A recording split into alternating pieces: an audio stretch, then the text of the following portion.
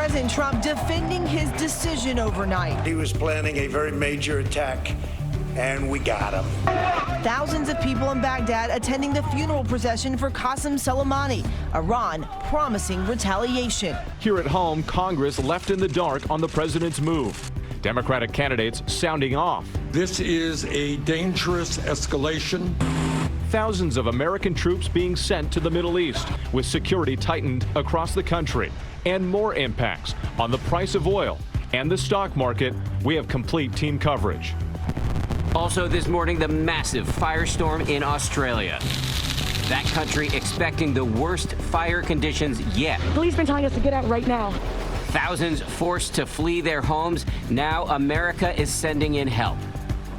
Preparing for prison, actress Lori Loughlin reportedly hiring a prison expert in case she has to serve time if convicted in the college admission scandal. How is she preparing? Mysterious sightings, swarms of drones spotted in the sky. So right here coming. That's another one, yeah. Law enforcement investigating as cowboys suit up for a space invasion. And a New Year's Eve proposal. First the elation, then the deflation when the ring falls through a grate. How New York's bravest saved the day. Live from ABC News in New York, this is Good Morning America. And good morning. We begin with the latest developments in the high-stakes standoff between the U.S. and Iran. Here's what we know right now. Nearly 24 hours after the drone strike that killed the notorious Iranian general Qasem Soleimani. President Trump speaking out for the first time since that strike, saying the killing of the Iranian commander was in response to an imminent attack. The Pentagon now deploying roughly 3,500 additional troops to the Middle East, with other troops in the region placed on high alert as Iran vows to take revenge. Here at home, FBI and Homeland Security officials are assessing the potential for retaliation, with cities across the country beefing up their security. The tensions have also caused the stock market to fall and oil prices to surge. We have team coverage right here this morning, and we begin with ABC's senior foreign correspondent Ian Pannell, who's on the ground in Beirut. Ian, good morning to you. Yeah, good morning, Dan. That's right. Welcome to a region bracing itself for what many feel is an inevitable Iranian retaliation. But meanwhile, the process of burying and mourning the dead must take place. This morning, thousands on the streets in Baghdad chanting death to America. Mourners gathered for Iranian General Qasem Soleimani, assassinated in a U.S. drone strike, together with Iraqi militia commander Abu Mahdi al-Mohandes. The Iranian ambassador on CNN vowing revenge against America. There will be a revenge. There will be a harsh revenge.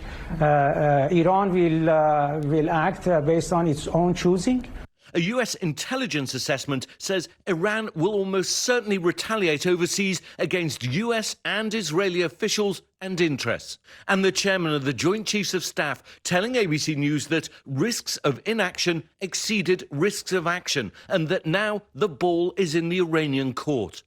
This comes as the United States is now sending 3,500 more troops to the Middle East, just days after thousands of protesters stormed the U.S. embassy in Baghdad. The order to deploy more troops coming after President Trump addressed the public for the first time, explaining the reason for executing the attack. Soleimani was plotting imminent and sinister attacks on American diplomats and military personnel, but we caught him in the act and terminated him. The attack took place at Baghdad airport Thursday night after the U.S. began tracking Soleimani with a drone, launching missiles that destroyed his vehicles and left Soleimani and several others dead. An image from the wreckage identified a large ring Soleimani was known to wear. The response in the Middle East immediate, with protests in a number of cities and fears of worse to come. He is one of the most popular people in Iran. Because of that, they are very much painted into a corner where they have to respond, at least in kind, or perhaps even escalate this current tension. I think that's right. The ball is now firmly in the Iranian court, but I think the feeling here in the region is that nothing is likely to happen until the process of actually burying Soleimani in his hometown takes place. Dan? And Ian, troops are on standby to deploy exactly where you are?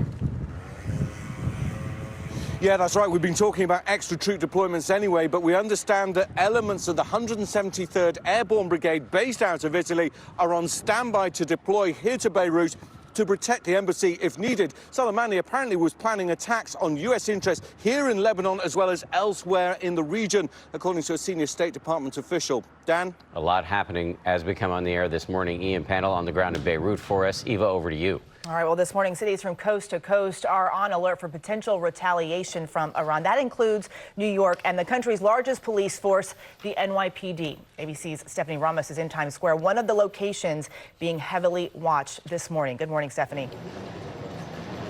Eva, good morning. Unfortunately, this is the type of threat New York City is used to. What's clear is that we don't know what to expect, and this is why police are stepping up their security. All they can do is prepare. Authorities say this city remains the country's top terror target, and that's why they're stepping up patrols and they're stepping up security at, quote, strategic locations. But security is also ramping up in cities like Los Angeles, Washington, D.C., after that U.S. airstrike that killed Iran's top military commander, Qasem Soleimani. The Department of Homeland Security says this is a real threat, and they also say that cyber attacks from Iran also present a big threat. Just in 2016, a group of Iranians were indicted for hacking into financial institutions like J.P. Morgan and Wells Fargo, and also attempted to shut down a New York State dam. So right now, it's just a waiting period. Now, Stephanie, the military strike rattling the stock market, the Dow dropping yesterday as the oil prices surged. That's right. Oil prices roughly surged about 4%, and consumers are likely to see a jump at the pump. Right now, the national average is $2.58. That's according to AAA, but this is something we'll continue to watch over the next few days. Eva.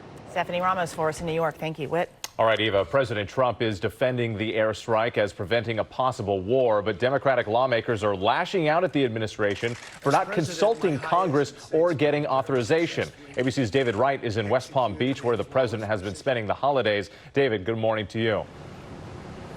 Good morning, Whit. The president claims this drone strike was a defensive measure thwarting a major planned attack, but the administration's offered no proof of that. With Iran now threatening vengeance, the big question is, did this ease tensions or escalate them? Addressing evangelical Christians at an event in Miami Friday night, President Trump insisted his decision to take out Iran's top military commander saved American lives. He was planning a very major attack, and we got him. The administration offered no proof of any planned attack. On Fox, the Secretary of State echoed the president, but gave no further details. There was an attack that was imminent that could have killed dozens or hundreds of Americans. Democratic members of Congress accused Trump of kicking a hornet's nest and say he failed to consult Congress before doing so. The question we have to be asking ourselves today is whether Qasem Soleimani is more dangerous to the United States alive or dead as a martyr. The president's critics acknowledge Soleimani had plenty of blood on his hands, but say the U.S. attack in a drone strike at Baghdad International Airport was reckless, dramatically escalating America's long-simmering conflict with Iran. President Trump rejects that. We took action last night to stop a war. We did not take action to start a war. Killing bin Laden didn't stop Al-Qaeda. Killing al-Baghdadi didn't stop ISIS. And killing Soleimani is not going to stop the IRGC Quds Force. It is significant. They will take losses. This is a major, major blow to the Iranian intelligence and security services. Up until now, the administration has talked tough on Iran, but generally shied away from taking actions that might escalate violent conflict. That changed with this attack. Now, experts in the region say Iran's vengeance is not a matter of if, but when. Eva? All right, David Wright for us. Well, that airstrike killing General Soleimani is putting foreign policy front and center on the campaign trail. Democratic presidential candidates responding with some similarities and some stark differences. The Democratic candidates sounding off, responding to the president ordering that drone strike. Senator Bernie Sanders issuing the strongest condemnation of President Trump's decision to assassinate the Iranian general. This is a dangerous escalation that brings us closer to another disastrous war in the Middle East. Michael Bloomberg calling Sanders' characterization of the killing as an assassination outrageous. Nobody that I know of would think that we did something wrong in getting the general. Bloomberg instead questioning the Trump administration's strategy going forward. Sanders digging in, saying a war in Iran would be a bigger disaster than Iraq. Trump makes decisions impulsively, without explanation, and in this case, as in the past, without any congressional consultation. Joe Biden also slamming President Trump for tossing a stick of dynamite into a tinderbox. Are you concerned about the safety of the country? What I'm concerned about is whether or not there is a game plan. The last thing we need is another major conflict on the Persian Gulf right now. Pete Buttigieg, one of the only veterans in the race, concerned about the fallout, the real-life consequences to come. The reality is that we have seen time and time again how taking out a bad guy is not a good decision unless there's a plan on what to do next. And we have seen very little evidence of the kind of consultations that would be necessary to reassure, certainly me. And just about every candidate acknowledged that this was a bad guy, that he deserved to be brought to justice. The question that they had was this the right and the best way to do that? And what is the plan going forward? This news in many ways scrambling the race at this point. Eva, thank you for that. The big question on the minds of so many Americans this morning is, are we going to war with Iran? Let's go to Washington now, and ABC News contributor Colonel Steve Ganyard, who's a former Defense and State Department official. Steve, good morning to you. I'd like to ask you, to the best of your ability, to take us inside the minds of the Iranians this morning as they plot their next move. They may feel they need to exact revenge. That's the word they're using, revenge. But I imagine they're also aware that if they do something that triggers an all-out war, they're very likely to lose. That's true, Dan. The U.S. has changed the terms of the relationship with Iran. By saying that Iran will be held accountable for anything that happens, they've taken away the use of surrogates. So no longer can the Iranians use Hezbollah. They can't use Hamas. They can't use their Iranian militia proxies. We can't see tankers blowing up in the middle of the night in the Persian Gulf.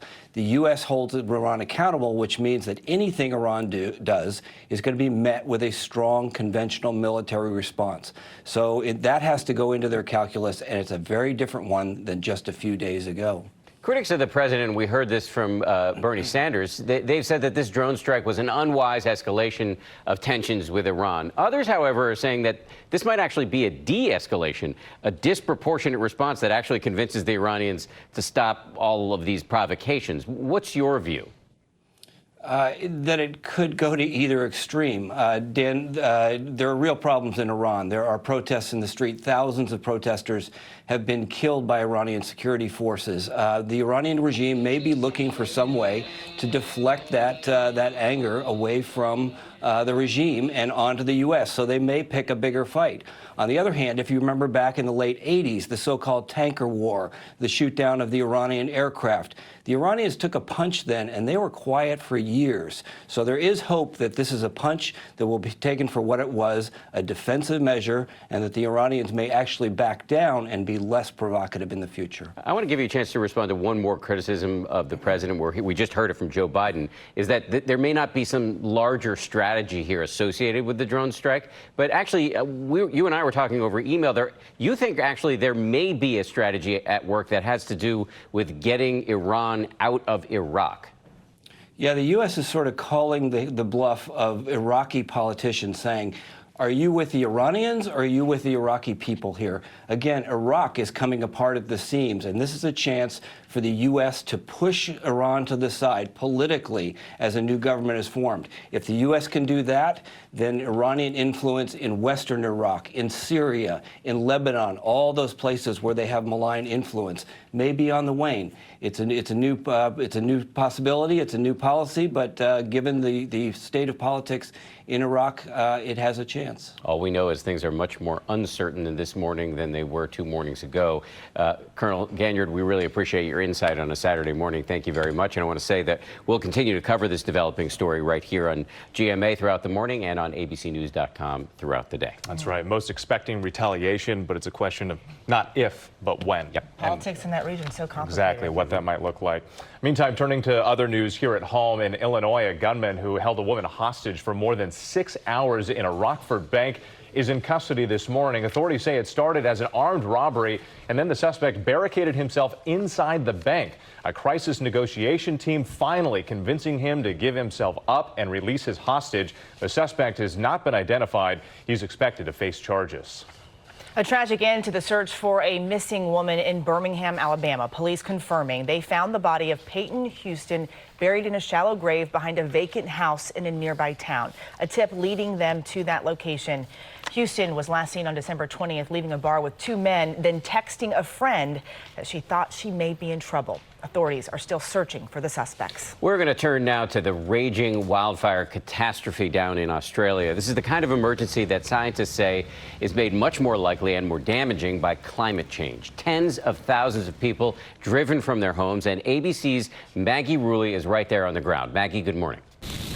Guys, conditions here just keep getting worse. We are seeing high winds, soaring temperatures, flames like this popping up. You can feel that heat off of the flames. You can feel that wind just funneling this fire up the highway. These are the types of conditions that are concerning firefighters right now. These flames are on either side of this major highway, and now they're telling residents that if you haven't evacuated left, now is the time to shelter in place.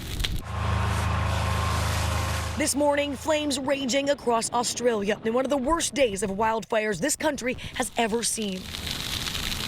Temperatures well over 100 degrees and high winds whipping dangerous flames. The fire's quickly getting out of control. We just got told to leave the area. Active flames coming down this road. Police been telling us to get out right now. More than 140,000 residents told to evacuate. Some who decided to stay behind, fleeing to the beach. It's getting a bit scary. Yeah. We're going to head down to the beach. Conditions worse than anything this town has been through before. I've lived here all my life, but never seen anything like this before. Firefighters facing a relentless battle. Skies thick with smoke and glaring orange. The monstrous flames sweeping the southeastern coast of the continent, engulfing an area larger than more than 50 New York cities. Australian Prime Minister Scott Morrison announcing the deployment of reservists to help with the crisis. The ADF surge includes the deployment of up to 3,000 designated ADF reserve forces. The priority of this deployment is to assist ensuring the safety of life. The United States sending help from the Forest Service and the Department of the Interior. The vast destruction devastating Australia's delicate ecosystem. An Instagram post from Bindi Irwin, daughter of the famed crocodile hunter Steve Irwin. She says, "My heart breaks for the people and the wildlife who have lost so much. Our wildlife hospital is busier than ever, having officially treated over 90,000 patients." And guys, conditions are only getting worse. Even since we've been standing here, the flames have already ripped up this highway. Firefighters are now warning everyone to hang in there for a long night. Guys. All right, Maggie Rulli for us there in Australia. Amazing what she said, engulfing an area the size of 50 New York cities. Just to put that in perspective is incredible. These fires, they've been going on now for 4 months, and since then it's been the driest spring on record for Australia as a whole. And just the past week, their average country temperature, maximum temperature is 105 degrees Fahrenheit. Wow. So it's been extreme, no doubt about that, and no doubt that global warming playing a huge part. Let's show you some video out of Mississippi. This is Columbus, Mississippi, where it certainly feels like summer. This, by the way, would be the equivalent of July 4th in Australia. In Columbus, Mississippi, they've got 2 feet of water in this neighborhood from torrential rains there, and those moved into Alabama and Georgia as well. Northern part of this system, Des Moines, Iowa, seeing some snow. You got it, 8 inches in some spots just north of the city there, and that snow is heading towards the east. Kind of a combined system here, 2 troughs phasing together and making a big old mess on the East Coast. We had a batch of rain across parts of the Northeast yesterday, getting another batch this morning, and then it'll all clear out eventually by tomorrow morning, and cooler and drier air will come in the heels of that. Temperatures ahead of the system about 10 to 20 degrees above average, and then a couple of clipper systems that will bring in a little bit of light snow. The one on Tuesday for parts of the I-95 corridor is going to be a little bit more interesting. We could see some light snow for the Ohio River Valley and the Northeast, and rounds of snow with these clippers could see 3 to 6 inches of snow across parts of the interior Northeast and Appalachia. That's a check on what's happening nationally. It's time now for a look at your local forecast. Well, hello and good morning, Washington. Meteorologist Alex Liggett here. Cloudy, foggy start to the morning. Actually, a dense fog advisory areas north of D.C. until 10 o'clock this morning.